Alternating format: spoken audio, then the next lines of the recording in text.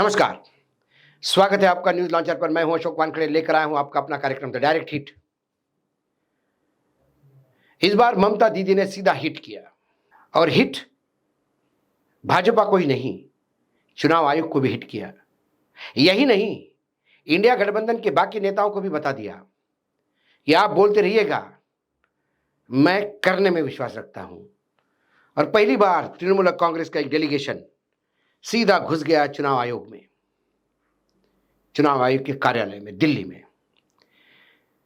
और ये अकेले नहीं थे। टीएमसी की आक्रामकता देख बीजेपी भी एक्टिव हो गई। लेकिन आश्चर्य की बात है कि बीजेपी के पुराना साथी बीजेडी, बीजू जनता दल, जो बीजेपी को अपना सगा समझती थी और बीजेपी ने उसी को निपटा दिया, वो भी पूरी ताकत के साथ ममता बनर्जी का हाथ पकड़ते हुए चुनाव आयोग घुसा। भारतीय जनता पार्टी और तृणमूल कांग्रेस ने भारतीय चुनाव आयोग में ज्ञापन देकर मतदाता सूची में कथित हेरफेर के मुद्दे को उठाया। दोनों दलों ने अपनी अपनी याचिकाएं आयोग के सामने पेश की और इस संबंध में कार्रवाई की मांग की। बीजेडी, बीजू जनता दल भी आयोग में ज्ञापन देने के लिए आया था और उड़ीसा में 2024 के लोकसभा और विधानसभा चुनाव में मतदान में असामान्य अंतर की शिकायत की। अब सबसे पहले ममता दीदी के लोगों ने क्या किया, टीएमसी ने क्या आक्रमण किया। टीएमसी के डेरेक ओब्रायन और कल्याण बनर्जी ने मुख्य निर्वाचन आयुक्त ज्ञानेश कुमार से मंगलवार को मुलाकात की। उन्होंने देश भर में मतदाता फोटो पहचान पत्र के दोहरेपन की समस्या को उठाया। ये पहले भी वो ट्वीट करके लगातार ममता जी ने जो अपने कार्यकर्ताओं को संबोधित किया रैली में, उसने भी यही समस्या उठाई थी, लेकिन वो पब्लिकली उठाई थी। इस बार सीधा चुनाव आयोग के घर में घुस के ज्ञापन दिया। एक ही ईपीआईसी नंबर के साथ कई मतदाताओं को पहचान पत्र जारी किए गए। 4 पन्नों के इस ज्ञापन में टीएमसी ने कहा कि ईपीआईसी नंबर के 3 अक्षरों का functional unique serial number FUSN और 7 अंक होते हैं, जो हर विधानसभा क्षेत्र के लिए अलग अलग और अद्वितीय होना चाहिए। फिर भी विभिन्न राज्यों में कई विधानसभा क्षेत्र में एक ही नंबर के ईपीआईसी जारी किए गए हैं।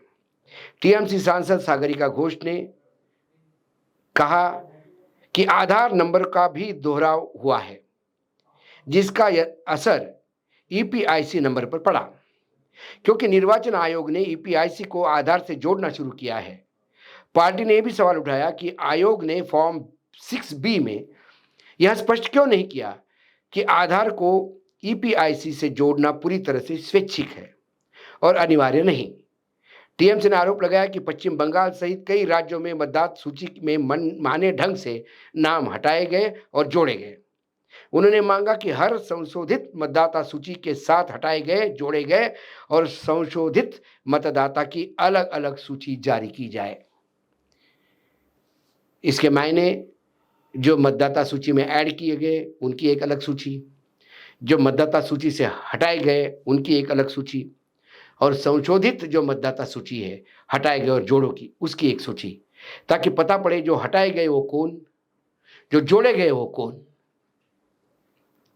अब दूसरी तरफ भारतीय जनता पार्टी को जैसे ही पता पड़ा, टीएमसी पहुंची, भारतीय जनता पार्टी भी पहुंची और बीजेपी के नेताओं ने पश्चिम बंगाल में मतदाता सूची में हेरफेर का आरोप लगाया। अब क्या कहें, खुद ही चुनाव आयोग में नियुक्तियां भी करते हैं और आरोप भी लगाते हैं। बीजेपी के बंगाल इकाई के अध्यक्ष सुकांत मुजुमदार और राज्य के सह प्रभारी अमित मालवीय के नेतृत्व में एक प्रतिनिधिमंडल ने आयोग को याचिका सौंपी। इसमें दावा किया गया कि पश्चिम बंगाल में 13 लाख अवैध मतदाता, जिनमें बांग्लादेशी नागरिक भी शामिल है, मतदाता सूची में जोड़े गए। बीजेपी ने कहा कि 8,415 लोगों के पास समान ईपीआईसी नंबर है और वे बंगाल में मतदाता के रूप में पंजीकृत है। बिल्कुल सही कहा उन्होंने। यही बात ममता दीदी कह रही है। यही बात ममता दीदी कह रही है कि हरियाणा की मतदाता बंगाल में कैसी उसी नाम और उसी नंबर से मतदाता हो सकती है। अब उसी बात को बीजेपी रिपीट कर रही है, वो बांग्लादेशी पे टारगेट कर रही है। लेकिन चुनाव आयोग को दोनों ही पिटीशन लेने में कोई तकलीफ नहीं, क्योंकि यदि बीजेपी कहती है कि वहां 13 लाख अवैध मतदाता है, तो बीजेपी को भी यह बताना होगा कि कौन से है। चुनाव आयोग जब मतदाता सूची से नाम हटाएगा तो उसकी एक अलग सूची वो लोगों को देगी कि ये लोग हैं जिनको हमने हटाया, तो वो क्यों हटाया ये भी बताना होगा।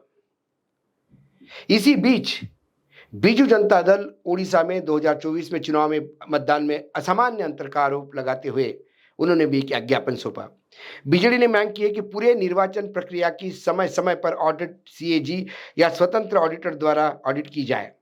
हर बूथ में वीवीपैट स्लिप की गिनती वीवीएम से मिलान किया जाए और जिला निर्वाचन अधिकारियों को निर्धारित शुल्क के भुगतान पर 1 महीने के भीतर फॉर्म 17C और वीवीपैट की प्रतियां नागरिकों को उपलब्ध कराने का निर्देश दिया जाए। ये तो अधिकार है। सर्वोच्च न्यायालय ने जो अभी हाल ही में प्रयागराज के पास एक ग्राम पंचायत के सरपंच के चुनाव में ये कहा कि जो लोग चुनाव लड़ते हैं उनकी चुनाव के प्रक्रिया पे मॉनिटरिंग करना और वो दस्तावेज को तक उनके अधिकार क्षेत्र में होना, ये उनका अधिकार है। यदि सुप्रीम कोर्ट की वो भी गाइडलाइन समझे तो ये जो मांग कर रहे हैं बीजेडी, ये कोई अलग मांग नहीं कर रहे हैं।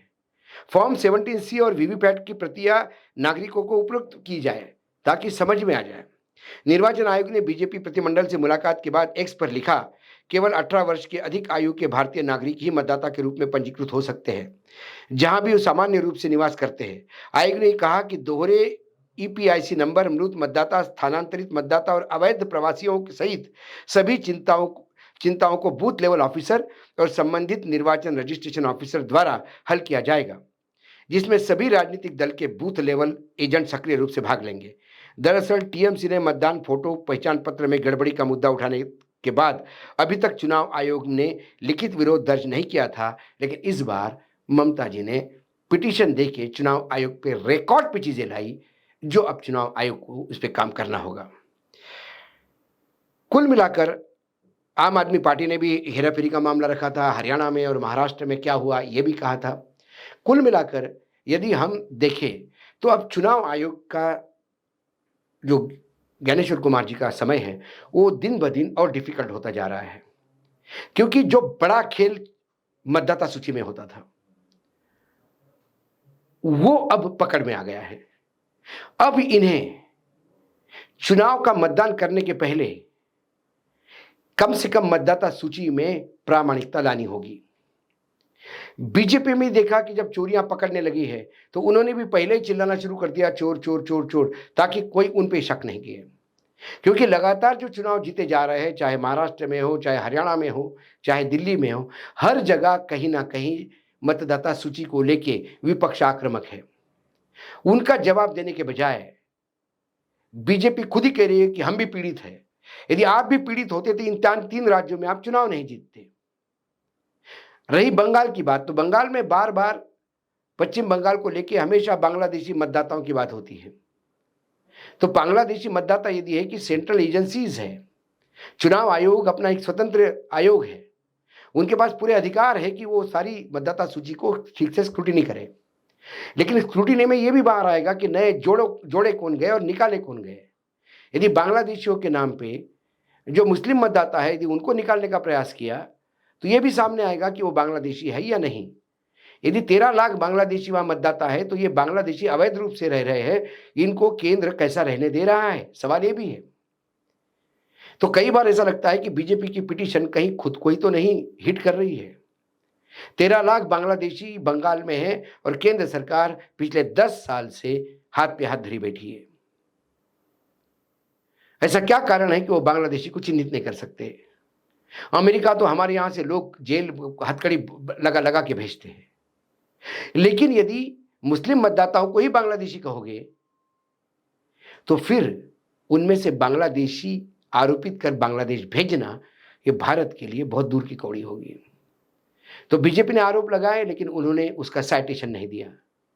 लेकिन ममता दीदी ने जब आरोप लगाए तो उन्होंने बाकायदा कच्चा चिट्ठा ही खोल दिया, जिसके बाद चुनाव आयोग ने पहली बार कहा कि हाँ कुछ गलतियां हो सकती हैं।